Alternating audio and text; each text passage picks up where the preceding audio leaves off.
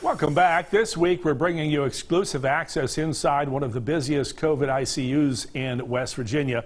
Before you bring me more of this important story, we want to remind you of a few things. Under ordinary circumstances, most hospitals would not grant this level of access, nor would we seek it. But the extreme seriousness of the situation led hospital officials and us to come to the conclusion that this information is important to get out to the public.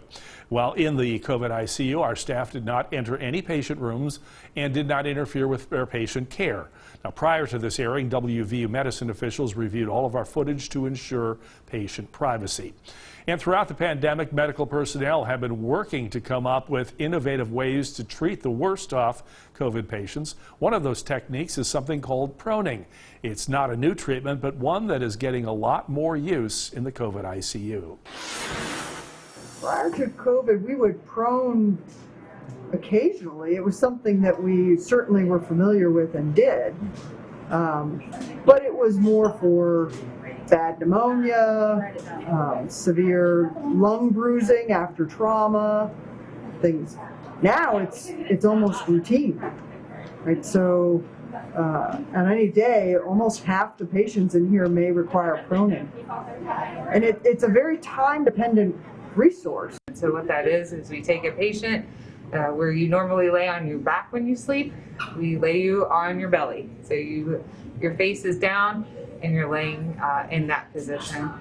And you lay that position for several hours, like 16 hours. You're on heavy sedation and medications that prevent you from moving so you can have good ventilation on the ventilator.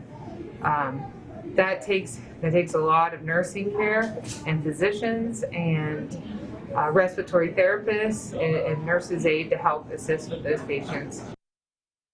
So what the team is doing in there is they're preparing to place the patient in a prone position.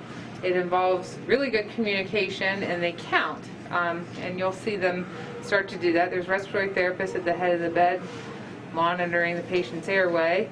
And then the whole team of nurses and aides will place the patient on their belly. Our physician stands outside of the room, and usually another nurse will stand outside the room in case of an emergency. A lot of times that's myself or a supervisor or someone to get other emergency equipment if we need it. So as you see, they shift the patient towards the ventilator. They count to 3, lift them up on their side, check everything, make sure everything's in place, and then they lay them on their belly. And that's it. The process does not take a lot of time, but it takes a lot of manpower, as you see. As the patient's heavily sedate, they're not aware of what's going on, and then we move quickly to get them back onto the monitor to check their vital signs again. We did this for one patient, right? So there's 6 staff members in there. When there's, like today, there's 12 patients that we're doing this for in this unit. So that's a lot of heavy lifting for a patient that can't move themselves. So it's more, this type of patient is more manpower to get them in the prone position and get them positioned correctly. And then also making sure we have a physician here in case of an emergency to be able to respond to that. Having here in this unit, having so many patients that we're doing this for, it's a lot, and it's tiring. It's tiring doing that. It's physical labor to take care of these patients, in addition to the mental labor of critical thinking for 12 hours straight that you're working here, and thinking what's next or what's happening with my patient and what do I need to do next for them.